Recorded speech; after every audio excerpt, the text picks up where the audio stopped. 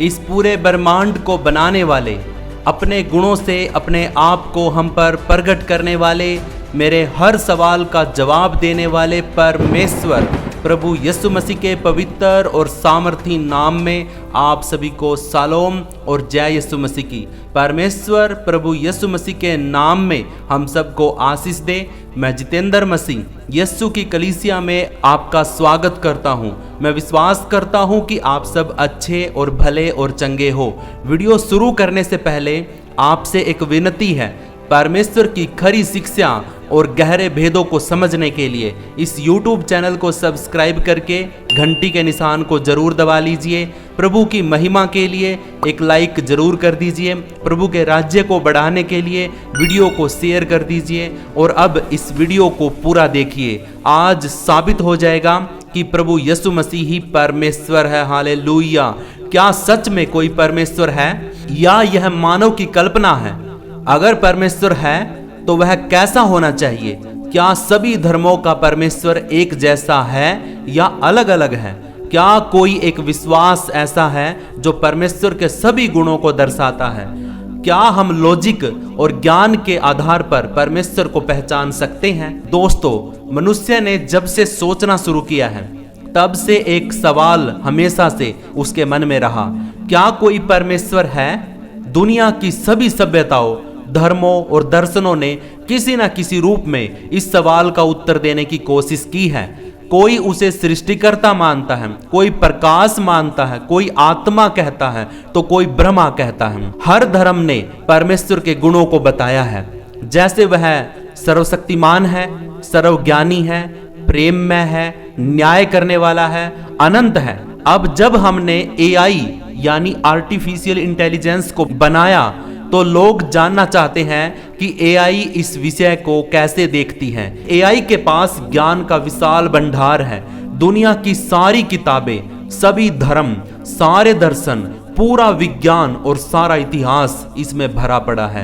AI मेरे प्रियो किसी भी सवाल का जवाब आपको दे सकते हैं और वो आपकी बातों को समझ सकते हैं और आपकी बातों को समझ कर करके उसका जवाब आपको दे सकते हैं। एक इंसान से जैसे आप बात करते हैं वैसे आप AI से बात कर सकते हैं। आज के टाइम में आज वो टेक्नोलॉजी हमारे पास आ चुकी है। तो मेरे प्रियो, इससे भी बढ़कर कुछ दिनों के बाद होने वाला है। तो मैंने आज ही सोचा, और उससे पहले भी कई बार मैं रिसर्च कर चुका हूं, तो मैंने सोचा कि मैं AI से पूछता हूं कि इस सृष्टि को बनाने वाला कौन है, इस कायनात को बनाने वाला कौन है, सच्चा और जीवित परमेश्वर कौन है ऐसा जो आज भी इस पूरी कायनात को चला रहा है। मैं बताऊं आपको, इंसान तो नहीं चला रहा है, क्योंकि इंसान की एक लिमिट है, उसकी एक डेडलाइन है। वो एक समय तक अपने घमंड में कुछ भी कर सकता है, लेकिन एक समय के बाद समय आता है कि वो डेड हो जाता है, उसकी टाइम लिमिट खत्म हो जाती है, सब कुछ धरा धराया रह जाता है। इसीलिए ये कुछ भी जो धरती पे हो रहा है इंसान के तो कंट्रोल में है नहीं है। इसीलिए कुछ ना कुछ तो ताकत, कोई सत्ता, कोई सरकार है जो इस पूरे ब्रह्मांड को चला रही है, जो धरती को उसकी धुरी पर घुमा रही है,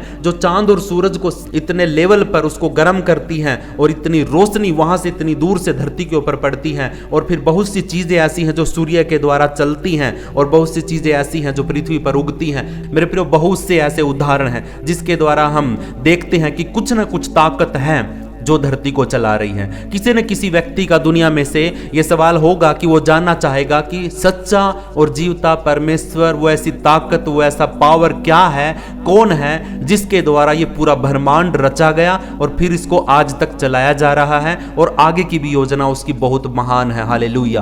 तो मेरे प्रियो, आज हम AI से डायरेक्ट पूछने जा रहे हैं कुछ सवालों को। आप मेरे साथ बने रहिए। ये सवाल आपका भी हो सकता है। आप भी जानना चाहते होंगे कि सच्चा और जीवित परमेश्वर कौन है। क्या मैं जिस परमेश्वर को फॉलो करता हूं, जिसको मैं अपना पिता और अपना परमेश्वर मानता हूं, क्या वो सच में असलियत में परमेश्वर है या मैं किसी गलत रास्ते पर हूं या फिर सही रास्ते पर हूं? आप इस बात को आज जान पाओगे। हालेलुया। तो मेरे साथ इस पूरी वीडियो में बने रहिए। प्रभु आपको बुद्धि और समझ दे ताकि आप अपनी आंखों को, आत्मिक आंखों को और आत्मिक बुद्धि को खोल पाओ और जो भी मैं आपको समझाने जा रहा हूं और जो भी AI आपको समझाने जा रहा है वो आपके हृदय में लिखा जाए ताकि आप उसको समझ पाओ कि सच्चा और जीवता परमेश्वर कौन है। आज आपको आपके सवाल का जवाब मिलने जा रहा है। तो मेरे प्रियो, बड़े ध्यान से सुनना, बहुत सी बातें गहराई की हैं, टोटली प्योर हिंदी है, और कुछ शब्दों के अर्थ अगर आपको नहीं समझ में आते हैं तो आप कमेंट में डाल सकते हैं, मैं उनका अर्थ आपको बताऊंगा। ओके।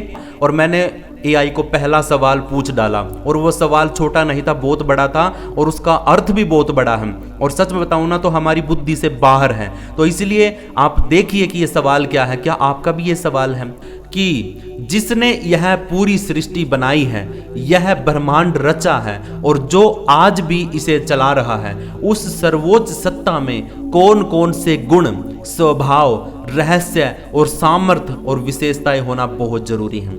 मुझे अब उसके गुणों को बताओ, स्वभाव को बताओ, रहस्य को बताओ, सामर्थ्य को बताओ, उसकी विशेषता को बताओ कि उस परमेश्वर के अंदर, उस ताकत के अंदर, सामर्थ्य के अंदर क्या क्या होना चाहिए कि वो इस पूरी सृष्टि को चला रहा है। ऐसी कौन सी विशेषताएं हैं जो केवल एक सच्चे सृष्टिकर्ता में पाई जानी चाहिए, ताकि वह न केवल इस विशाल ब्रह्मांड को बना सके बल्कि उसे सही रीति से चला भी सके और उसको रख भी सके। कृपया मुझे उस परम सत्ता के सभी आवश्यक गुणों को और विशेषताओं को विस्तार से बताइए, बिना किसी धर्म, जाति, भाषा या परंपरा के पक्ष में आए हुए, केवल फैक्ट के द्वारा, एक्सपीरियंस के द्वारा, लॉजिक के द्वारा और सृष्टि की वास्तविकता के आधार पर मुझे उत्तर दीजिए। हालेलुया।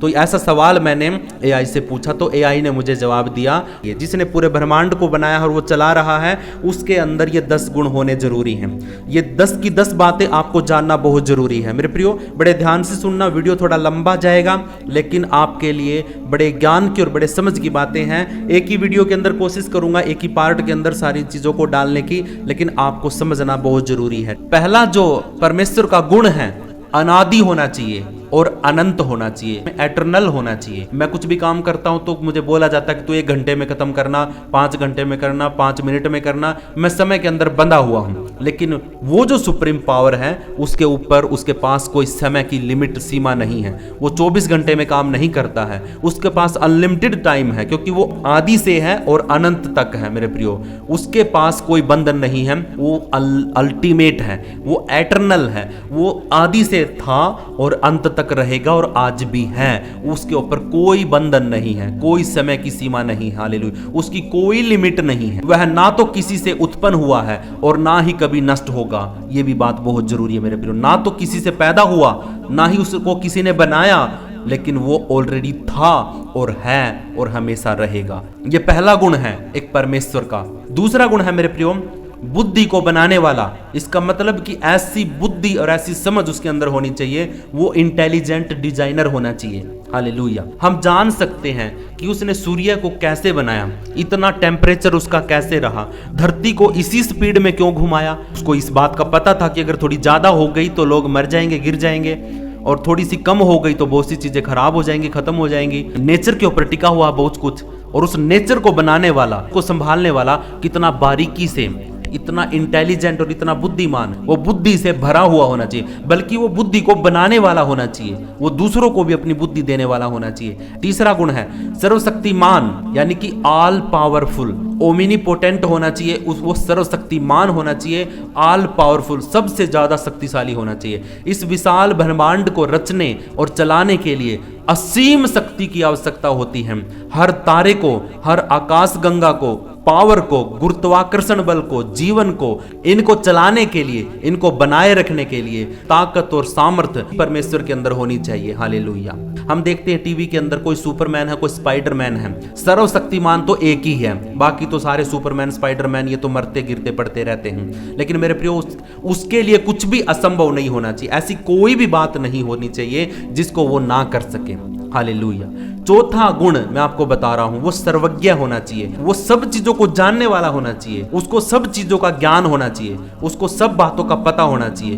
वह जो सब कुछ रचता है उसको सब कुछ पता होना चाहिए कि मैंने क्या बनाया है, कैसे बना है, ये क्या करेगा, क्या नहीं करेगा, मतलब सब कुछ ज्ञान उसको होगा। हम तो एक छोटे से घर का पालन पोषण नहीं कर पाते, हम दुकान में रखी हुई चीजों को भूल जाते हैं, लेकिन वो सर्वज्ञानी है, वो सर्वज्ञ है। जो बीत गया उसके बारे में भी उसको पता है, उसको आज के टाइम पे जो चल रहा है उसके बारे में भी उसको पता है, और आने वाले समय में जो कुछ भी होगा उसके बारे में उसको भी पता है। हर एक प्राणी के बारे में, हर एक जीवन के बारे में उसको सब कुछ पता है। हालेलुया। वह जानता है कि क्या हुआ, क्या हो रहा है और क्या होगा, इन तीनों चीजों का पता, भूतकाल का, भविष्य काल का और वर्तमान काल का, तीनों का ज्ञान उसको होना चाहिए, तभी वो परमेश्वर हो सकता है। 4 बातें मैंने आपको बताई है, 5वीं और सुन लीजिए।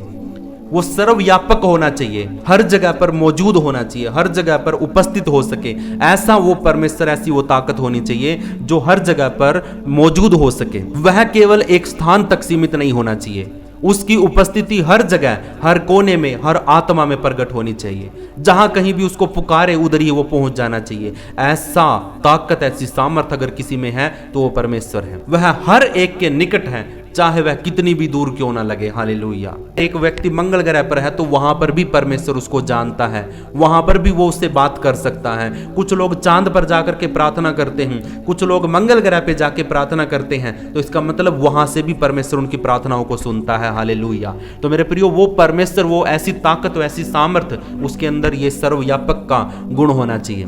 वहां पे जहां पे भी उसको कोई पुकारता है, चाहे दूसरे ग्रह पर हो, चाहे धरती के नीचे हो, चाहे आसमान के ऊपर हो, जहाज में, कहीं पर भी अगर कोई परमेश्वर को पुकारे तो वो उसकी सुने और उसके पास खड़ा हो जाए। ऐसे ताकत को, ऐसी सामर्थ को हम परमेश्वर बोल सकते हैं। 6ठा गुण है प्रेम पूर्ण और दयालु होना चाहिए। लविंग, प्रेम करने वाला होना चाहिए, मर्सीफुल होना चाहिए, वो उसके अंदर दया होनी चाहिए। हालेलुया।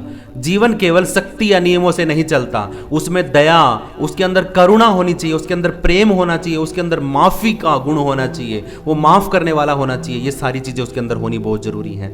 मनुष्य के अंदर जो भी प्रेम है वो परमेश्वर का दिया हुआ है, जो ममता है वो भी परमेश्वर की दी हुई है, उसका स्वभाव है। और जो सहानुभूति हमारे को मिलती है, जो हमारी भावनाएं होती हैं, जो हमारा गुस्सा होता है, जो भी हमारे अंदर ये गुण है, इन चीजों को परमेश्वर ने हमको दिया है। हालेलुया। ये छाया है उसके भी ये स्वभाव है और वही स्वभाव हमारे अंदर भी है। इसका मतलब उसका रिश्ता हमारे साथ भी है। वह न्याय तो करता है परंतु प्रेम भी करता है। हालेलुया। 7वां पॉइंट है मेरे प्रियो, 7वां गुण है जो परमेश्वर का होना चाहिए, वो है न्यायकारी होना चाहिए, पवित्र होना चाहिए। वह ना तो पाप को सहन करता हो और ना ही अन्याय को सहन करता हो। हालेलुया। ऐसा होना चाहिए। उसके पास नैतिकता को मापने की शक्ति होनी चाहिए कि भाई इस व्यक्ति के लिए अच्छाई क्या है, उसको मापना, अच्छा कहने की ताकत, अच्छा बताने की ताकत और बुरा बताने की ताकत, इसमें फर्क करने की ताकत भी उसके अंदर होनी चाहिए, तभी जाके वो परमेश्वर होता है। जो सही है वह सही है और जो गलत है वह गलत है, ऐसा बोलने वाला परमेश्वर होना चाहिए। हालेलुया। उसके निर्णय, उसके फैसले शुद्ध और निष्पक्ष होने चाहिए और उसके फैसले अंतिम होने चाहिए, कोई बदलने वाला नहीं होना चाहिए। वो सामर्थी परमेश्वर। हालेलुया। 8वां पॉइंट, 8वां गुण है मेरे प्रियो, वो परमेश्वर आत्मिक होना चाहिए, स्पिरिचुअल होना चाहिए। जब उसने आत्मा को रचा है, जब उसने आत्माओं को बनाया है तो स्वयं भी वो आत्मिक होना चाहिए। हालेलुया। ऐसा होना चाहिए, जब उसने आत्माओं को बनाया है इतनी सारी, तो वो खुद भी एक आत्मा होना चाहिए। मतलब शरीर से तो कई गुना ऊपर बढ़कर है, उसके पास है ना शरीर का भी और आत्मा का भी बहुत गहरा अनुभव है। वो आत्मा में है। कहते हैं ना कि परमेश्वर एक आत्मा है जिसको कभी किसी ने नहीं देखा। हालेलुया। लेकिन उसको महसूस किया जा सकता है क्योंकि वो आत्मिक है। हमारे अंदर जो आत्मा है वो उसी ने बनाई है और जिसने आत्मा को बनाया है तो वो खुद भी आत्मिक है। हालेलुया। वह हमारी आत्मा के संपर्क में आता है, वो शरीर की सीमाओं से बंधा हुआ नहीं है, वो हमारी आत्मा से बात कर सकता। हालेलुया। कई बार हमारा शरीर है ना जवाब दे देता है, हम नहीं बात करना चाहते परमेश्वर से या उस सामर्थ्य से, तो वो हमारी आत्मा से बात करता। हालेलुया। अंदर से लोगों के मन बदलते हैं तो तभी बदलते हैं जब वो परमेश्वर उसके आत्मा से बात करता है। 9वां पॉइंट आपको बता रहा हूं, 9वां गुण जो परमेश्वर का वो है रहस्यमय है परंतु उसको जान सकते हैं। वो मिस्टीरियस है, वो ताकत, वो सामर्थ्य रहस्यमय तो है, उसका बहुत बड़ा रहस्य है जो कोई समझ नहीं सकता, लेकिन ऐसा नहीं है कि कोई उसको जान नहीं सकता, उसको जान सभी सकते हैं। वह पूरी रीति से हमारी समझ में नहीं आ सकता, उसको हम पूरी रीति से समझ नहीं सकते, पर वो खुद को प्रकट कर सकता है। वो जिसके ऊपर चाहे अपने आप को साबित कर सकता है, प्रकट कर सकता है, दिखा सकता है। जैसे समुद्र की गहराई को हम माप नहीं सकते, उसकी गहराई को नहीं माप सकते, लेकिन उसकी लहरें हमें छू सकती हैं। हालेलुया। हम उसे महसूस कर सकते हैं भले ही वो समझ में आए या ना आए। हालेलुया। 10वां और आखिरी गुण व्यक्तिगत हो और रिश्ता बनाने वाला हो, पर्सनल हो एंड रिलेशनल हो। वो व्यक्तिगत हो और रिश्ते बनाने वाला हो। वह केवल शक्ति या नियम नहीं, वह इंसान को बनाने के बाद चाहता है कि हम उसे जाने, उसे प्रेम करें और उसमें चलें। हालेलुया। ये परमेश्वर की इच्छा है कि हम उसको जाने, उससे प्रेम करें और उसके संग संग चलें। हम उसके लिए बहुत ज्यादा महत्वपूर्ण हैं किसके लिए? उस सत्ता के लिए, उस ताकत के लिए, उस पावर के लिए हमारा होना बहुत जरूरी है। वह केवल सृष्टिकर्ता नहीं, पिता के समान है, हालेलुया। और उसने हम सबको अपनी संतान बनाया है और हम सबको चला रहा, संभाल रहा, चीजें दे रहा, संभाल रहा, सब कुछ कर रहा है। तो वो क्या है? वो रिश्ते बनाता है। पिता और पुत्र का रिश्ता बनाया है, पति पत्नी का रिश्ता बनाया है, सारे रिश्ते परमेश्वर, माता पिता की तरह भी वो रहता है, बहन और भाई की तरह भी वो रहता है, मित्र की तरह भी वो बात करता है, वो रिश्ते बनाता है, हालेलुया। कि एक ताकतवर परमेश्वर के अंदर जो सृष्टि को रचा रहा है, चला रहा, बना रहा है, उसके अंदर ये 10 गुण होने बहुत जरूरी हैं। अगर उसमें से 10 में से कोई एक भी नहीं है तो वो परमेश्वर बिल्कुल भी नहीं है। जिसके अंदर 10 के 10 गुण हैं, उसको आंख बंद कर करके आप है ना उसको स्वीकार कर सकते हैं कि हाँ, धरती के ऊपर कोई एक विश्वास है जिसके अंदर ये 10 के 10 गुण हैं। तो आप उसको आंख बंद कर करके उस पर विश्वास कर सकते और चल सकते हैं। शॉर्ट तरीके से मैं 10 के 10 गुण आपको बता रहा हूं। पहला है अनंत, समय से परे होना चाहिए, अदृश्य, शरीर से भी परे होना चाहिए, बुद्धिमान, सब कुछ योजना के अनुसार करने वाला होना चाहिए, सर्वशक्तिमान, शक्ति में असीम, ताकतवर, पावरफुल होना चाहिए, सर्वज्ञ, सब कुछ जानने वाला, सारा ज्ञान जिसके पास होता है, पूर्ण ज्ञान, पूरा ज्ञान जिसके पास है वो होना चाहिए, सर्वव्यापक, हर जगह पर उपस्थित होने वाला होना चाहिए, प्रेम पूर्ण, करुणा और अनुग्रह और दया और माफी करने वाला वो परमेश्वर होना चाहिए, न्यायकारी, नैतिकता में पूर्ण और न्याय करने वाला होना चाहिए, हालेलुया। पवित्र होना चाहिए, किसी भी बुराई से रहित हो, कोई भी बुराई, कोई पाप, कोई कमी उसके में मिलावट नहीं होनी चाहिए, वो पवित्र होना चाहिए, हालेलुया। संबंध बनाने का इच्छुक, वो परमेश्वर एक आत्मा और हमारी आत्मा के साथ वो रिश्ता बनाना चाहता, हालेलुया। जिस सत्ता ने, जिस सरकार ने इस ब्रह्मांड को रचा है, उसमें अनंत शक्ति, अनंत ज्ञान, पूर्ण प्रेम, न्याय और आत्मिक गहराई है। उसको हम देख नहीं सकते लेकिन उसको महसूस कर सकते हैं। वह चाहता है कि हम उसे जानें, उसके करीब आए, नाम चाहे जो भी हो वह एक ही है, हालेलुया। मेरे प्रियो, प्रभु आपको आशीष करे, ब्लेस करे। धरती के ऊपर जिस भी धर्म और विश्वास जाति के अंदर ये गुण होंगे तो सच में वो परमेश्वर है, हालेलुया। वो परमेश्वर है, वो सृष्टि करता है, वो सारी चीजों को चला रहा है। हम आंख बंद करके विश्वास कर सकते हैं इस बात के ऊपर, हालेलुया। तो उसके बाद मैंने एआई से अगला सवाल पूछा।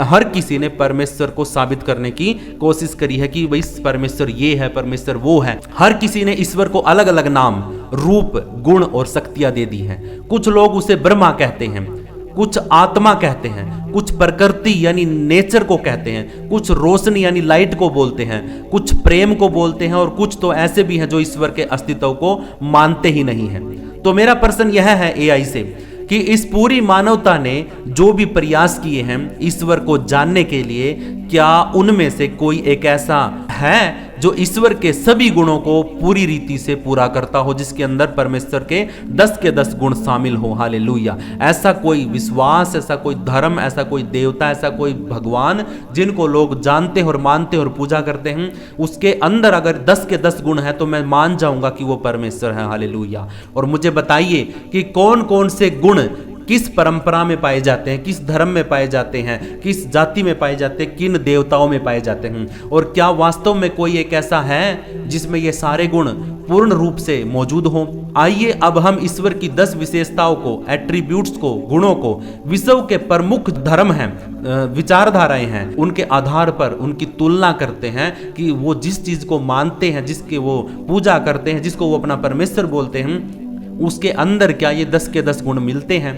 बिना किसी धर्म के, बिना किसी जाति, बिना किसी भाषा, बिना किसी संप्रदाय का समर्थन किए हुए हम इसका विश्लेषण करेंगे। एआई ने मुझे ये बताया है, जल्दी से पढ़ देता हूं। उसके अंदर गुण क्या क्या होने चाहिए? अनादि और अनंत होना चाहिए, सर्वशक्तिमान होना चाहिए, सर्वज्ञ होना चाहिए, सर्वव्यापक होना चाहिए, न्यायकारी होना चाहिए, प्यार करने वाला होना चाहिए, पवित्र और निष्पाप, होली होना चाहिए, आत्मिक और अदृश्य हो, जो किसी के साथ संबंध बना सके, रिश्ता बना सके, अपने आप को, स्वयं को प्रकट करने वाला होना चाहिए। ये 10 के 10 गुण जिस भी परमेश्वर में होंगे, जिस भी देवता में होंगे, जिस भी विश्वास में होंगे, जिस भी धर्म में होंगे, वो सच्चा और जीवता परमेश्वर है सच में, हालेलुया। अभी मैं आपको एक चार्ट दिखा रहा हूं और उस चार्ट में 10 के 10 गुण ऊपर लिखे हुए हैं और नीचे की साइड में जितने भी रो हैं उन रो के अंदर सारे धर्म, मान्यताएं, मेन से धर्म है जितने भी और मान्यताएं हैं, उन सभी का नाम लिखा गया है कि किस धर्म में क्या क्या गुण पाए जाते हैं और क्या क्या नहीं है। ठीक है, तो अभी थोड़ा ध्यान से समझना। सबसे पहला है हिंदू धर्म, उसके अंदर अनादि है, सर्वशक्तिमान है, सर्वज्ञ है, सर्वव्यापक है, न्यायकारी। हिंदू धर्म में ब्रह्मा को परमेश्वर माना जाता है। वो अनादि है, वो सर्वशक्तिमान है, वो सर्वज्ञ है, वो सर्वव्यापक है, न्यायकारी तो है परंतु कर्म के आधार पर न्याय करता है। प्रेम पूर्वक तो है, प्रेम पूर्ण तो है, पर भाविक प्रेम है, पवित्र है, आत्मिक है। 9वां गुण है संबंध स्थापित करना, वो नहीं करता है। 10वां गुण है प्रगट होना, वो किसी पर निजी रूप से व्यक्तिगत रूप से प्रगट नहीं होता है। उसके बाद आ जाओ बौद्ध धर्म के अंदर, अनादि नहीं है, सर्वशक्तिमान नहीं है, सर्वज्ञ नहीं है, सर्वव्यापक नहीं है, न्यायकारी, नीति के आधार पर न्याय करता है, प्रेम पूर्ण नहीं है, पवित्र है, आत्मिक है, संबंध नहीं स्थापित करता, प्रगट नहीं होता है। तीसरा धर्म है इस्लाम, उसके अंदर अल्लाह को माना जाता है। इसके अंदर अनादि वो है, सर्वशक्तिमान है, सर्वज्ञ है, सर्वव्यापक है, न्यायकारी है, प्रेम पूर्ण, बहुत ज्यादा न्याय पर आधारित है। प्रेम जब करता ज्यादा वो न्याय पर आधारित है। इस्लाम में अल्लाह पवित्र है, आत्मिक है, संबंध स्थापित नहीं करता है, प्रगट नहीं होता है। चौथा जो धर्म है मेरे प्रियो, वो है ईसाई धर्म। अनादि है, सर्वशक्तिमान है, सर्वज्ञ है, सर्वव्यापक है, न्यायकारी है, प्रेम पूर्ण है, पवित्र है, आत्मिक है, संबंध स्थापित करता है, प्रकट होता है, देह में आया। उसके बाद है सिख धर्म के अंदर अनादि है, सर्वशक्तिमान है, सर्वज्ञ है, सर्वव्यापक है, न्यायकारी है, प्रेम पूर्ण है, पवित्र है, आत्मिक है और संबंध प्रार्थना में जुड़ करके संबंध स्थापित होता है और प्रगट नहीं होता है, बिल्कुल नहीं होता, कोई अवतार नहीं है। जैन धर्म के अंदर अनादि नहीं है, सर्वशक्तिमान नहीं है, सर्वज्ञ है, सर्वव्यापक नहीं है, न्यायकारी है, प्रेम पूर्ण नहीं है, पवित्र है, आत्मिक है, संबंध स्थापित नहीं करता, प्रगट नहीं होता है। नास्तिक लोग जो नास्तिक होते हैं उसमें ये 10 के 10 गुण कुछ नहीं होते हैं। अज्ञेयवाद के अंदर भी ये कुछ भी नहीं होता है। मेरे प्रियो, जो मैंने आपको बताया है अभी, इन सभी का विश्लेषण मैंने चार्ट के रूप में आपको बताया है। तो मेरे प्रियो, इसके अंदर आप ध्यान से देखना कि 10 के 10 गुण किसके अंदर हाँ हुए हैं। मेरे प्रियो, 10 के 10 गुण ईसाई धर्म यानी यहोवा यीशु मसीह, इसके अंदर 10 के 10 गुण मिलते हैं। सारे के सारे 10 के 10 गुण मिलते हैं। 6 धर्मों को इकट्ठा करके उनके बारे में बारीकी से जांच करते हैं। हिंदू दर्शन में ब्रह्मा को सर्वशक्तिमान और सर्वज्ञ माना गया है, लेकिन वह आपके साथ व्यक्तिगत संबंध में प्रकट नहीं होता है। वो आपको बेटा होने का या अपने आप का पिता होने का कोई रिश्ता हमें नहीं रखता है, कोई रिश्ता हमें नहीं दिखाता है। अवतारवाद में जैसे कि राम का, कृष्ण का और भी कितने जितने भी अवतार हुए हैं, यानी जितने भी अवतार हुए हैं उनमें से 10 के 10 गुण किसी में भी नहीं है। बौद्ध धर्म की बात करते हैं, ईश्वर का कोई सटीक प्रमाण नहीं देते हैं, बल्कि आत्मिक मुक्ति पाना, अपने आप को शून्य करना और नैतिक जीवन पर जोर देना, बस यही है। इस्लाम धर्म में क्या है, अल्लाह को महान, शक्तिशाली, न्यायी माना जाता है, परंतु निज संबंध यानी कि रिलेशनशिप या प्रगट रूप में इनकारनेशन को अस्वीकार करता है। उसके अंदर प्रगट रूप से वो किसी के ऊपर नहीं होता है। ईसाई धर्म ईश्वर यहोवा को एक त्रिएक ट्रिनिटी स्वरूप में माना जाता है। ईश्वर को, यहोवा को ट्रिनिटी के रूप में माना जाता है, यानी कि त्रिएक परमेश्वर है। परमेश्वर, उसका वचन है यीशु मसीह और पवित्र आत्मा। परमेश्वर, उसका वचन यीशु मसीह और पवित्र आत्मा, यह ही एकमात्र विचारधारा है, विश्वास धारा है, जो कहती है कि परमेश्वर ने खुद को मनुष्य के रूप में प्रकट किया, यीशु में प्रेम किया, रिश्ता बनाया और बलिदान किया। हालेलुया। अब आते हैं सिख धर्म। एक ईश्वर को मानते हैं, प्रेम और न्याय के गुण माने जाते हैं, परंतु कोई देहधारी प्रकट रूप से नहीं हुआ है। जैन धर्म और बौद्ध धर्म की जांच करते हैं, ईश्वर की धारणा ही नहीं है। ध्यान लगाना, आत्मा को अनुशासन में लाना और मोक्ष पर ध्यान केंद्रित करना, बस यही है। यदि हम सभी धर्मों और विचारों में निष्पक्ष रूप से देखें तो केवल ईसाई विश्वास, खासकर यीशु मसीह के स्वरूप में प्रकट परमेश्वर ही ऐसा दावा करता है और सिद्ध करता है जिसमें ईश्वर के सभी 10 गुण स्पष्ट, सार्थक और संपूर्ण रूप से प्रकट होते हैं। यह दावा न केवल भावनाओं बल्कि इतिहास, अनुभव और आत्मिक प्रभाव के आधार पर भी प्रमाणित होता है। इसका मतलब है कि जो ये दावा किया गया है ना यीशु मसीह के बारे में, उसमें सारी भावनाएं भरी हुई हैं। वो ऐतिहासिक रूप से भी साबित होता है। अनुभव उसके अंदर बहुत से लोगों ने अनुभव किया है। आत्मिक प्रभाव लोगों के ऊपर बहुत ज्यादा पड़ा है। सभी धर्म या तो ईश्वर को इतना दूर दिखाते हैं कि वह अछूता बन जाता है, उसको कोई छू भी नहीं सकता, उसके पास भी नहीं जा सकता। यहां उसे इतना मानवीय, इतना करीब बताया जाता है कि उसकी पवित्रता, सर्वशक्ति खो जाती है। लेकिन यीशु मसीह में परमेश्वर पवित्र भी है और प्रेमपूर्ण भी है। वह सर्वशक्तिमान है, फिर भी नम्र होकर क्रूस पर चढ़ता है। वह अनंत है, पर समय पर प्रकट हो जाता है। ये 10 की 10 बातें और परमेश्वर के गुण सिर्फ यीशु मसीह में ही दिखाई देते हैं पूरी रीति से। अब दूसरा पॉइंट वो बताता है बाइबल के विवरण। पहला गुण अनंत है, वो यूहन्ना की पुस्तक 1 अध्याय का 1 वचन में लिखा है, वचन परमेश्वर था। सर्वशक्तिमान मत्ती 28 का 18 में सब अधिकार मुझे दिया गया है। सर्वज्ञ यूहन्ना 16 का 30 में लिखा है, तू सब कुछ जानता है। सर्वव्यापक मत्ती 18 का 20 में लिखा है, जहां 2 या 3 मेरे नाम में इकट्ठा होते मैं उनके बीच में मौजूद होता हूं। न्यायी प्रकाशित वाक्य 19 का 11 में लिखा है, वह धर्म से न्याय करता है। प्रेमी यूहन्ना 15 का 13 में लिखा, प्राण देना सबसे बड़ा प्रेम है। पवित्र इब्रानियों 4 का 15 में लिखा है, उसने कभी पाप नहीं किया। आत्मिक 2 कुरिन्थियों 3 का 17 में लिखा, प्रभु आत्मा है। संबंध युक्त यूहन्ना 14 का 23 में लिखा है, हम उसके साथ वास करेंगे। प्रगट करता है यूहन्ना 1 का 18 में, परमेश्वर को किसी ने नहीं देखा पर यीशु ने प्रकट किया कि हाँ परमेश्वर है। हालेलुया। लाखों लोग सदियों से यीशु के साथ व्यक्तिगत बातें करते आए हैं। जीवन में उनके परिवर्तन हुआ है, आंतरिक शांति का उन्होंने अनुभव किया है। हृदय उनका परिवर्तन हुआ, हृदय शांत हुआ है। और कोई और ईश्वर का नाम ऐसा नहीं जिसे लेने पर दुष्ट आत्माएं कांपती हैं, बंधन टूटते हैं और हृदय में परिवर्तन आ जाता है, सच्ची शांति मिल जाती है। यहूदी लोग मसीहा की प्रतीक्षा कर रहे थे और उसकी भविष्यवाणी आने की हुई थी, तो यीशु ने उस भविष्यवाणी को पूरा किया, जैसे यशायाह 53 अध्याय में बोली गई थी। हिंदू धर्म ग्रंथों में पुरुषोत्तम नाम का या ईश्वर का अवतार, वो ईश्वर का अवतार है ऐसा लिखा गया है। भविष्यवाणी हुई थी पुरुषोत्तम के नाम की कि वो आएगा, और इसका कोई प्रमाण तो नहीं हुआ है कि हिंदू धर्म में कोई आया है ऐसा, लेकिन गुण उसके समान है, यीशु मसीह के समान है। इस्लाम में यीशु को कलीमा बोला गया है, मसीह बोला गया है, पवित्र आत्मा से जन्मा कहा गया है। किसी और को यह उपाधि नहीं मिली है मेरे प्रियो। हालेलुया। तो मेरे प्रियो, तीनों धर्मों के अंदर प्रभु यीशु मसीह के आने की भविष्यवाणी लिखी गई है, तो ये पूरी भी करी है यीशु मसीह ने आने के बाद। हालेलुया। तो एआई हमें इस बात के ऊपर एक निष्कर्ष निकाल के देता, वो कहता हूं, यदि हम केवल नाम या संप्रदाय से परे देखें और केवल सच्चे ईश्वर के गुणों की खोज करें, तो वह पूर्ण रूप से सामर्थ्य, पवित्रता और प्रेम केवल यीशु मसीह में पूरी रीति से प्रकट होता है। जैसे कि यूहन्ना 14 का 6 में लिखा, मैं मार्ग, सत्य और जीवन हूं, बिना मेरे द्वारा कोई पिता के पास नहीं जा सकता। हालेलुया। यीशु ने स्वयं यह भविष्यवाणी की थी कि वह मरेगा और तीसरे दिन जी उठेगा, मत्ती 16 अध्याय का 21 वचन में, और यूहन्ना 2 का 19 में ये बातें यीशु मसीह ने बोली है। दूसरा, क्रूस पर उसकी मृत्यु और गाड़े जाने के प्रमाण बाइबल ही नहीं बल्कि रोमी और यहूदी इतिहासकार जैसे कि जोसेफस टैकिटस भी देते हैं। ये 2 इतिहासकार हैं जो यहूदी इतिहासकार हैं, वो भी यीशु मसीह के बारे में गवाही देते हैं कि यीशु मसीह मारा गया, गाड़ा गया और तीसरे दिन मुर्दों में से जी उठा। तीसरे दिन कब्र खाली मिली। यहूदी और रोमी इस बात को नकार नहीं सकते कि यीशु मसीह की कब्र खाली थी।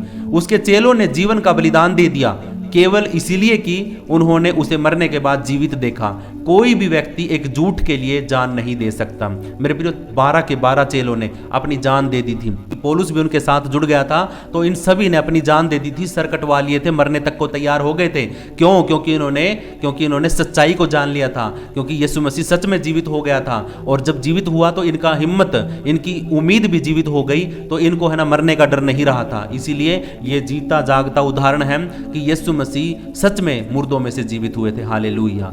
वो कहता, यदि मैं एक इंसान होता तो मैं विश्वास करता कि यीशु मसीह सच में मेरे और पूरी मानव जाति के पापों की क्षमा के लिए क्रूस पर मरा, और तीसरे दिन वह जी उठा, और आज भी वह जीवित है और आत्माओं को छूता है, बदलता है और उन्हें शांति देता है।